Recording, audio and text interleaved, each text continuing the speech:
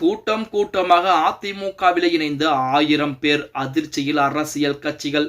நண்பர்களே, அதிமுக தொண்டர்களாக இருந்தீங்க அப்படின்னா மறக்காம நம்ம சேனலை சப்ஸ்கிரைப் பண்ணிட்டு இந்த வீடியோக்கு ஒரு லைக் பண்ணிருங்க. நம்முடைய பழைய சேனல் ரிமூவ் ஆயிடுச்சு நண்பா, அதனால இந்த சேனலை சப்ஸ்கிரைப் பண்ணிக்கங்க. அனைத்து இந்திய அண்ணா திராவிட முன்னேற்ற கழகம், அதாவது மிகப்பெரிய ஒரு கடல் போன்ற இயக்கம். அதுக்கு முன்னதாக இருக்கக்கூடிய தேர்தல்களிலே தோல்வி அப்படிங்கிறது நம்ம அனைவருக்கும் தெரியும். அதே போல 2026 சட்டமன்ற தேர்தலிலும் அதிமுக வெற்றி பெறப் போவது கிடையாது அப்படின்னு சொல்லி ஓபிஎஸ் போன்றவர்கள்லாம் சொல்லிக் கொண்டிருந்தாலுமே ஏன் மாற்று கட்சி இருக்கக்கூடிய தொண்டர்கள் அதிமுகவிலே கூட்டம் கூட்டமாக இணைந்து கொண்டிருக்கிறார்கள்? நான் சொல்வது பொய் அப்படின்னு நினைச்சீங்க அப்படின்னா ஸ்டார்டிங்லேயே வீடியோவோட என்ட்ரன்ஸ்லேயே ஒரு ஸ்கிரீன்ஷாட் கொடுத்துருப்பேன், அதை நீங்களே செக் பண்ணி பாருங்க. ஒரு நியூஸ்ல வந்ததுதான், கிட்டத்தட்ட 1000க்கும் மேற்பட்டோர் அதிமுகவிலே தன்னை கழக அடிப்படை உறுப்பினராக இணைத்திருக்கிறார்கள் அப்படிங்கிற செய்திகள் என்பது வெளியாகி இருக்கிறது. தமிழகத்திலே எப்பொழுதுமே ஆளும் கட்சியை நோக்கித்தான் தொண்டர்கள் கூட்டம் என்பது மாற்று கட்சி இருக்கிறவர்கள் ஆளும் கட்சியில் இணையக்கூடிய சூழல் என்பது இருந்தது. ஆனால் தற்போது எதிர்க்கட்சியாக இருக்கக்கூடிய அதிமுகவிலே நாளுக்கு நாள் தொண்டர்கள் எண்ணிக்கை என்பது அதிகரித்துக் கொண்டிருப்பது திமுக போன்ற கட்சிகளுக்கு மிகப்பெரிய அதிர்வலைகளைத்தான் ஏற்படுத்திக் கொண்டிருக்கிறது அப்படின்னே கூட சொல்லலாம்.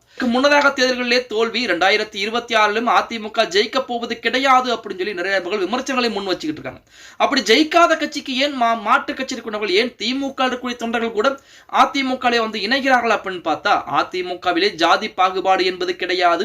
அவரவர் திறமைக்கேற்ப பொறுப்புகளும் கண்டிப்பாக வழங்கப்பட்டு கொண்டிருக்கிறது. அதே போல அதிமுகவிலே சாதாரண ஒரு அடிமட்டத்துடன் கூட உச்சகட்ட பதவிக்கு வர முடியும். அதற்கு எடுத்துக்காட்டாக எடப்பாடி பழனிசாமி இருந்து கொண்டிருக்கிறார். இப்படிப்பட்ட சூழலில் திமுகவை கொஞ்சம் எண்ணி பாருங்கள். திமுகவிலே உச்சகட்ட பதவிக்கு முதல்வர் பொறுப்போ துணை முதல்வர் பதவிக்கோ திமுகவிலே ஒரு சாதாரண அடிமட்டத்துடன் வர முடியுமா அப்படிங்கறத எண்ணி பாருங்கள். அதாவது சட்டமன்றத்தில் நிற்கக்கூடிய இந்த நிலையிலே தமிழ்நாட்டு முக்கிய கட்சிகள் மாற்று கட்சியினரை கவரும் வகையிலே தீவிர முயற்சிகளை மேற்கொண்டு வர்றாங்க.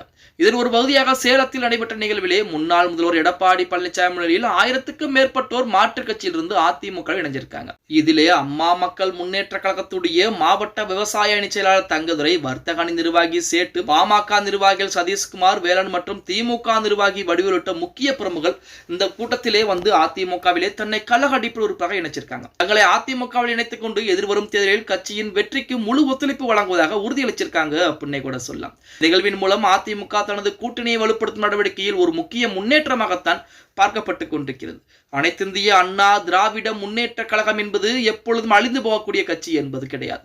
அரசியலே வெற்றி தோல்வி என்பது அனைவருக்கும் சமமாகத்தான் இருந்து கொண்டிருக்கிறது. எந்த ஒரு கட்சியும் இதுவரைக்கும் தோல்வியை சந்திக்காத கட்சி என்பதே கிடையாது. அப்படி இருக்கக்கூடிய சூழலில் அதிமுக மட்டும் விதிவிலக்காக இருக்க முடியுமா அப்படின்னா வாய்ப்புகள் என்பது கிடையாது. அதே போல 2026 சட்டமன்றத்தில் என்பது கண்டிப்பாக அதிமுகவுடைய கைவசம் தான் இருந்து கொண்டிருக்கிறது.